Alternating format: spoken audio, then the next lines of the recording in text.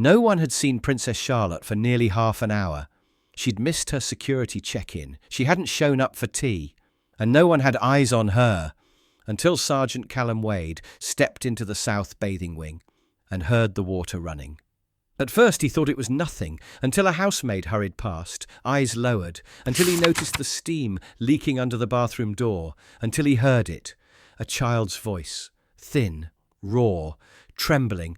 "I said I'll be good. Just open the door." Then the click of a lock, then silence, then a scream. Not of disobedience, not of drama, of fear. "Please, don't close it again. Camilla, please." And that's when the guard made a decision. No permission, no protocol, no time. He broke the door open. And what he found on the other side was never meant to be seen. Now, before we show you what was happening inside that bathroom, drop a comment telling us where in the world you're watching from. Tap like, hit subscribe, and turn on the bell icon, because when a royal guard breaks a locked door, you know something crossed the line. Windsor Castle breathed differently after 6 p.m. The hush wasn't silence, not exactly. It was the sound of old stone holding its breath, of courtiers retreating behind oak doors, of corridors going dim, one lamp at a time. In the deeper wings, the ones tourists never saw, that quiet became something closer to stillness. And in the southwest bathing wing, stillness was the norm. Sergeant Callum Wade moved through it with practiced steps, precise, smooth, inaudible, despite the polished floors beneath his boots. He wasn't a new recruit. 13 years with the Coldstream Guards had made his awareness sharper than most, but tonight's patrol shouldn't have required it. This wing rarely held activity after sundown. The private suites, those allocated to senior royals or high-ranking guests, had been logged as unused. Even the steward logs were clear. The bathing wing had been vacated for the evening. Wade rounded a final corner and caught movement, a blur of motion ahead. A housemaid exited the corridor quickly, adjusting her apron with one hand. She didn't make eye contact. Her face was pale, posture too stiff for someone leaving a simple linen check. He called out evenly, "All well, miss?" She didn't pause, just mumbled, "Maintenance sounds in the suite, Sergeant. Small plumbing issue." But she didn't carry tools, no mop, no clipboard, no reason to be lying. Wade's stride slowed. Ahead, at the far end of the marble-tiled corridor, a thick carved oak door stood closed. A brass plaque above it read, "Bathing Suite 4A, Private." Steam traced a thin line beneath the door, faint but visible. He drew near, posture upright, hand resting lightly near his belt, not on his weapon, but not relaxed either. Water was running inside, loudly, nothing unusual, until he heard the thud, a low, heavy sound. Something hitting tile, not loud, but not natural. Wade froze, tilted his head slightly. Then it came again. A small voice, distorted by the thick door and the echo chamber beyond it. A child's voice, not screaming, but frightened. "Camilla! Camilla, stop, please!" He stepped closer. The door was locked. A shuffle inside. The soft, wet scrape of something against ceramic. Then short, panicked breathing. His voice stayed calm. "Your Royal Highness, are you safe?" No answer. Just the sound of water still running, now joined by the unmistakable stammer of breath. Then, sharp and cracked, came a scream. "Camilla, please don't close it again." Wade's pulse didn't spike, but the line in his mind did. Whatever lay behind that door, it was no longer routine. Sergeant Callum Wade rested his palm against the oak door, not pushing, just feeling. Heat radiated faintly through the wood. Not extreme, but wrong for a bathing suite used by a child. He tried the handle again, firmly locked. And that alone twisted every instinct he had. In Windsor, bathroom doors never locked fully when minors were inside. Not for privacy, not for lessons, not for anything. A junior attendant was always posted nearby. Doors were kept ajar or secured with non-locking latches, a safety protocol older than Wade's entire career. This door violated all of that. A bead of humidity rolled out from the bottom seam, gathering in a tiny circle at his boot. Steam. The corridor had been cool moments before, but now a faint warmth was building, slow, creeping, unnatural. Inside, the water kept running, hard, a steady stream pounding porcelain, but it wasn't the water that made Wade lean closer. It was the voice.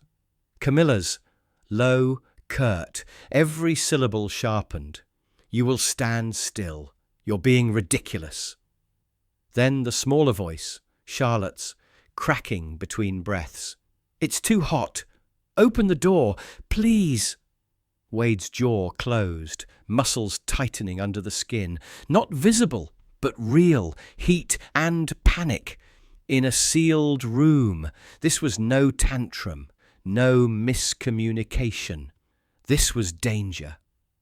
He tapped the discreet radio clipped beneath his belt. "Control, verify Princess Charlotte's location. Immediate." Static. Then the reply. "Princess Charlotte is listed in East Gallery for reading tuition. No authorized movement recorded." A cold, clean certainty settled across Wade's thoughts. She wasn't supposed to be here. She wasn't cleared to be here.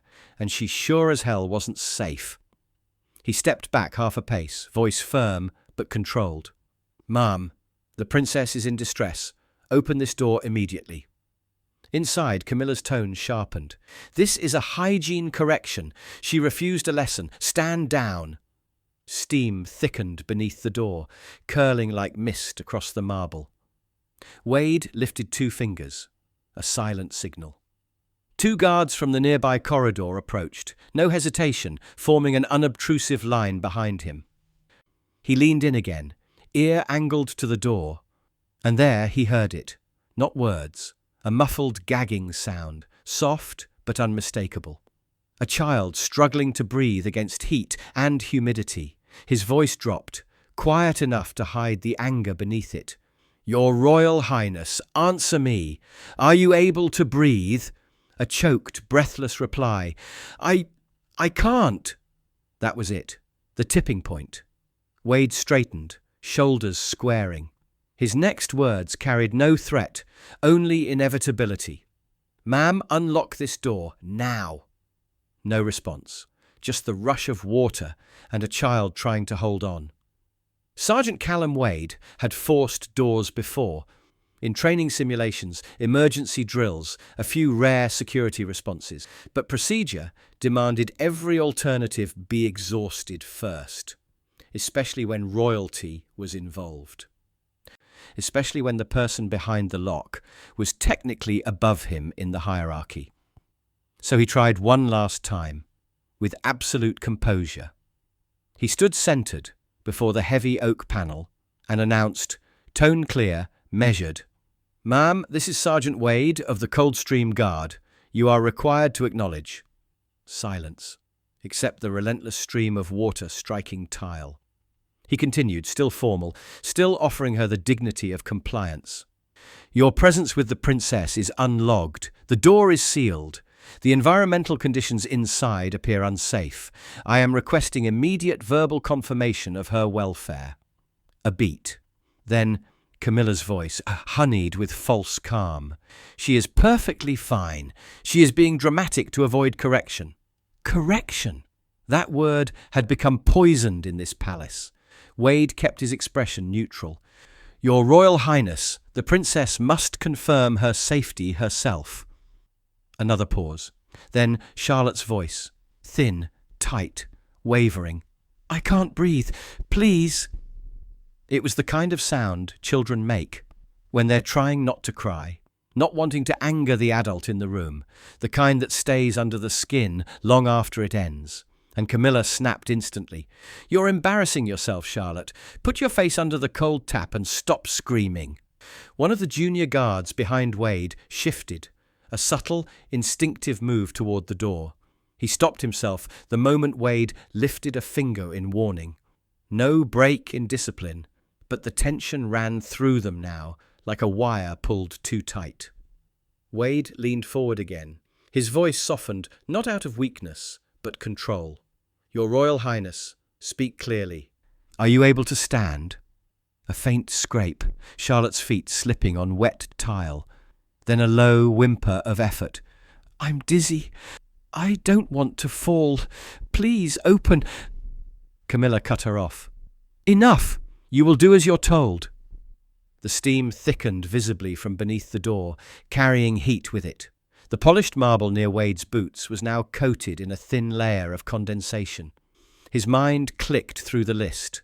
A locked environment, a minor in distress, heat exposure, breathing difficulty, unsupervised adult refusing access, unauthorized relocation.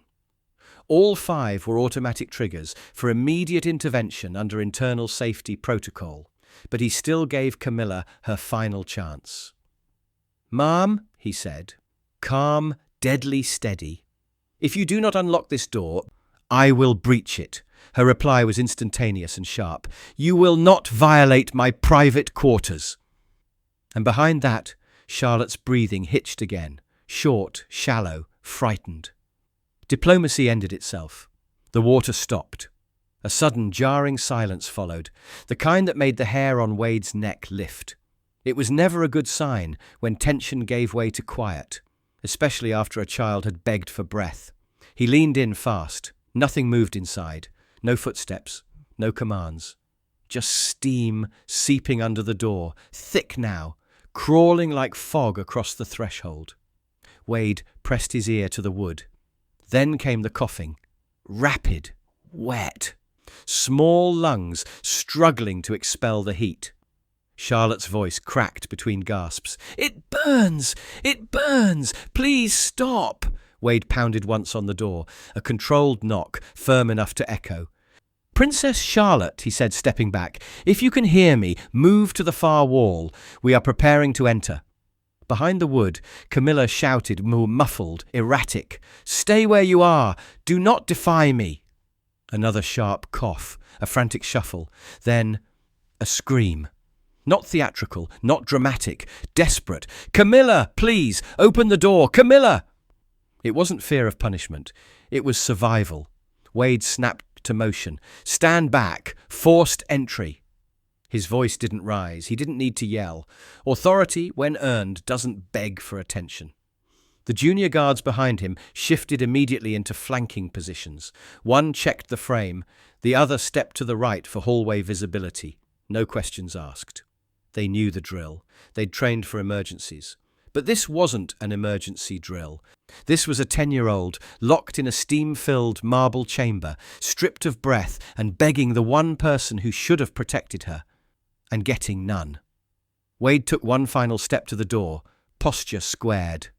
"Ma'am," he called, projecting through the panel, "if you do not open this door, responsibility for what follows is yours." No response. Only the echo of small feet scrambling on tile, a faint thud, then nothing. No breath, no voice. Just thick, hissing silence from a space meant for peace. That was it. Wade didn't blink, didn't pause. He turned to the leftmost guard, nodded once. The breach team moved, one brace to the lower hinge, one grip to the upper seam. Wade centered his weight, hand firm on the handle, calculating pressure and angle. With a clean, practiced motion, they drove the mechanical ram forward. Not to splinter, just to break the lock.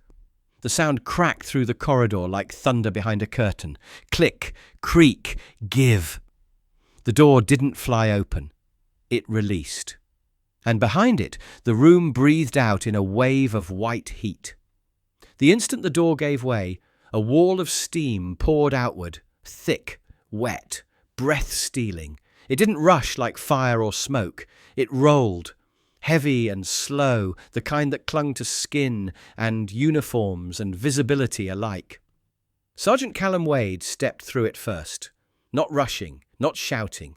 He led with discipline, posture upright, eyes narrowed against the fog. Inside, the air was suffocating. The walls dripped with condensation, mirrors fogged white. The ornate brass fixtures glistened like they'd been sweating. Somewhere deeper in the haze, the overhead water was still dripping from a recently shut-off tap. And then he saw her. Camilla.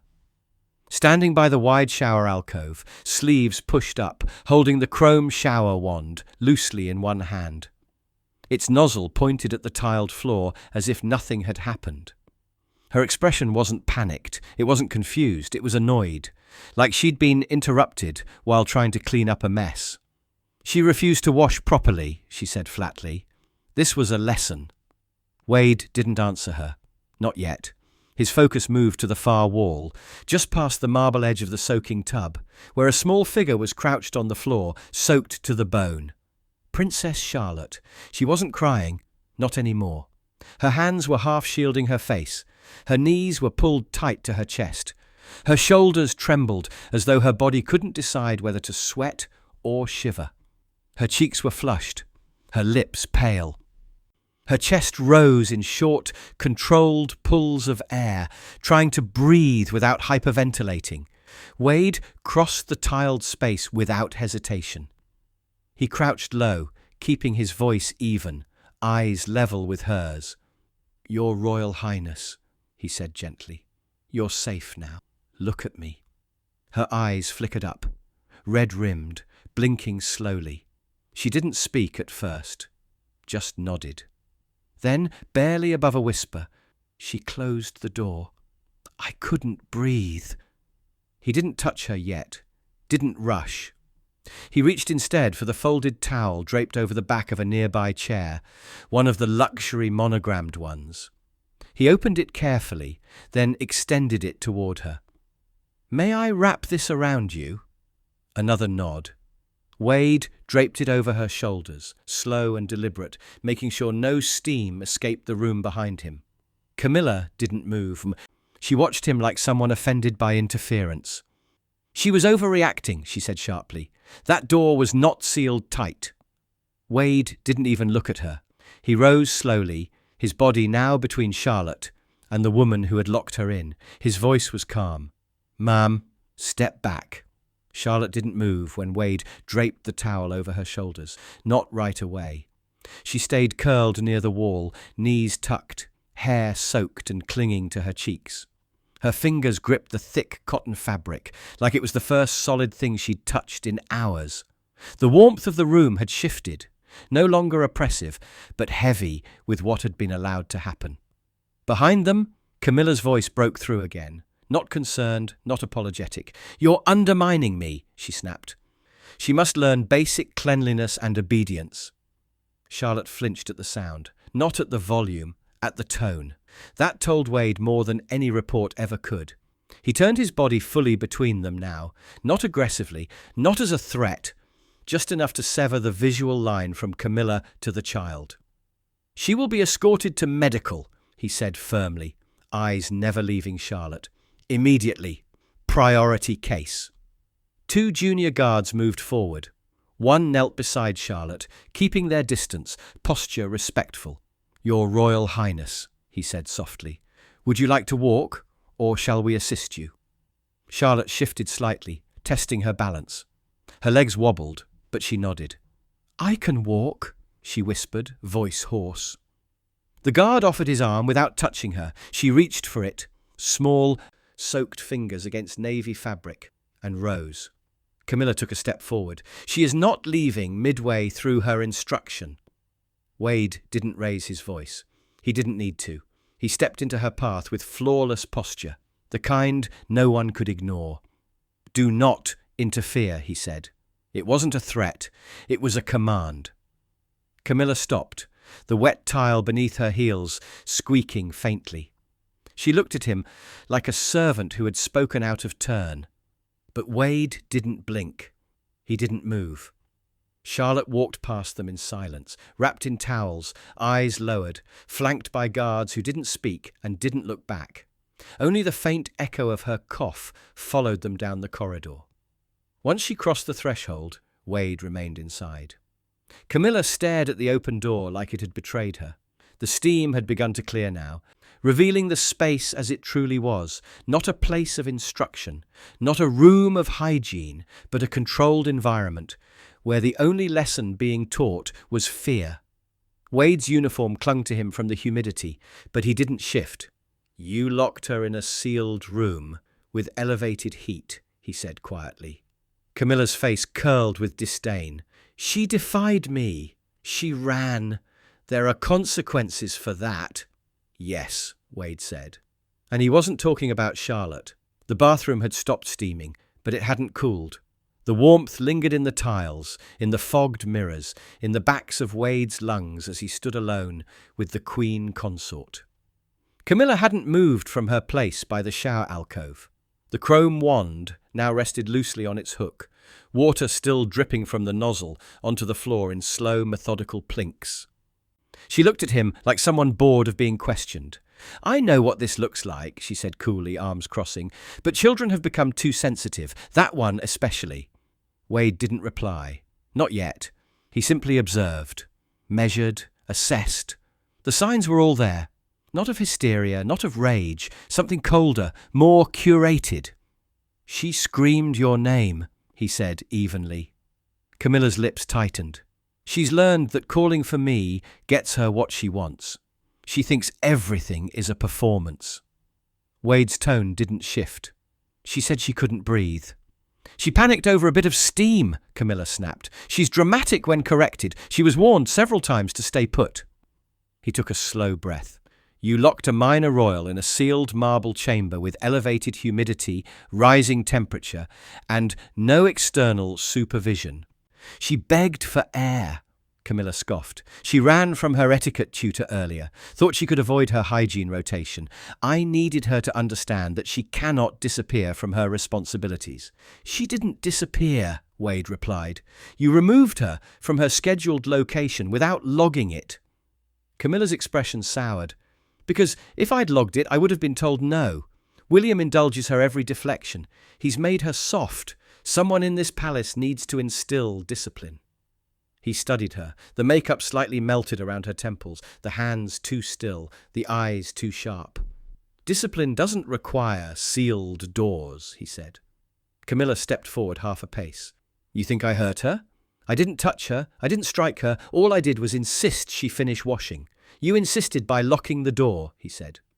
"By creating an environment where panic was not only possible, but predictable." She stared him down. "I corrected her." Wade's reply came like stone. "No, you punished her, and hoped no one would hear." A silence settled between them. Not empty, not waiting, just heavy. Like something had finally been named aloud, and neither of them would ever be able to unname it again. The echo of footsteps arrived before the man did, not rushed, not heavy, just precise. The kind of footfalls that carried consequence without needing to announce it.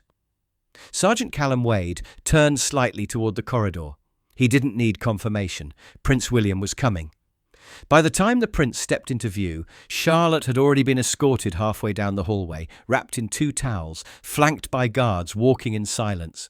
Her damp hair clung to her cheeks. Her lips were parted slightly, drawing in slow, shallow breaths. She didn't cry, but she wasn't speaking either. William reached her first. He crouched without hesitation, ignoring the staff, the uniforms, even the royal silence. "Sweetheart," he said gently, "are you all right?" Charlotte blinked up at him. I didn't mean to be bad," she said, voice barely above air. "But she locked the door. It got really hot. I couldn't—" She broke off with a quiet cough. William's jaw didn't clench, his eyes didn't flash, but something in the space around him shifted. A stillness descended, centered on the line of his spine. He rose, looked to the medical aide. "Escort her to the south reception. Quiet room, fluids, a soft blanket, no questions." Then he turned and walked toward the open bathroom door. Inside, Wade waited. Camilla had not moved. William stepped into the steam-cooled chamber and took in everything with one glance. The dripping fixtures, the damp tile, the visible line of steam still curling from the cracked door. Then his gaze locked on Camilla. "What happened?" he asked. Wade answered first, voice crisp, stripped of opinion. Princess Charlotte was found locked in a sealed bathing suite. She was not scheduled to be here. She exhibited signs of distress, consistent with heat exposure and panic. Camilla cut in sharp. "She disobeyed me. She refused to follow protocol and ran from her instruction. I was teaching her to follow through, that's all." William turned to her slowly. "You locked a child in a bathroom." She needed to understand, Chuku. "You locked a child in a heated bathroom," he said again, flatly. "Alone," Camilla bristled. "It wasn't dangerous." "She begged for breath," Wade added quietly. William didn't raise his voice. He never needed to. He simply looked at her and said, "You endangered my daughter." Camilla flinched, not visibly, not to anyone who didn't know her. But Wade saw it, the slight shift of her heels, the recalculation in her eyes. She tried one more time. It was a hygiene correction. William's reply came cold and clear. "Then it should have been logged, supervised, transparent, not hidden behind a locked door with steam and silence." And for the first time in the conversation, Camilla had no reply. Prince William didn't move for a long moment. He stood in the centre of the damp room, not commanding attention, not speaking, just present. And in Windsor Castle, that was more than enough. Camilla crossed her arms tightly. As if the moisture in the air had suddenly turned cold, William turned to Wade. "Is Charlotte receiving care?" "Yes, sir. She's stable, conscious, but shaken." William nodded once. No wasted words. Then he looked back at Camilla. "Effective immediately," he said, voice calm and unforgiving. "Your access to private moments with Princess Charlotte is suspended." Camilla's jaw slackened. "You're not serious." "I am. She needs structure. If you want her to inherit anything with dignity, someone has to draw lines." "You drew one," William replied, "and you crossed it." Camilla took a step forward as if proximity could change verdicts. "She manipulates everyone around her. You think that little performance was real? She screamed because I told her to scrub behind her ears." Wade said nothing. He didn't need to. William's gaze didn't shift. "A child begging for air," he said, "is not manipulation." Camilla's lips parted, but no sound followed. William's posture remained still, but there was a finality behind it, the kind no title could override. "I'll have her schedule redrawn," he continued. "All custodial engagements involving you are paused pending internal review. You are not to engage her alone without clearance." Camilla tried again, quieter now. "You're overreacting." "Then it will be documented as such." The words hung in the air. Not cruel, not loud, just immovable. He nodded to Wade. "Seal this suite. Movement log. Incident report to the internal registrar. I want every security system on this wing reviewed for obstruction gaps." "Yes, sir." William turned and exited, without another glance. Camilla remained, alone now. She stared down the open door like it had betrayed her, steam trailing upward around her like smoke from a fire long extinguished. Wade moved last. He gave no farewell, no glance of judgment, only one final act. He stepped to the panel inside the door and slid the brass lock open fully. It clicked clean and loud, not to close the room, but to expose it. He stepped back into the corridor, posture clean, hands behind his back, and the palace returned to quiet. But not the kind it had known before. Now it was the kind that remembered. Charlotte's scream no longer echoed, but it didn't disappear. It lived in the tile, in the door, in the steam. And in every step, Sergeant Callum Wade took down that corridor. He carried it with him. Should a royal guard break into a locked bathroom if a child is screaming for help? Was Camilla enforcing discipline, or was this a dangerous abuse of authority? If you believe protecting a child comes before any royal protocol, tap like, hit subscribe, and turn on the bell so you never miss a moment that matters. Share this video with someone who needs to see just how far a royal guard will go to defend the voiceless. And with your next royal story already on screen, watch it now. And we'll see you tomorrow, same time, but with a brand new video.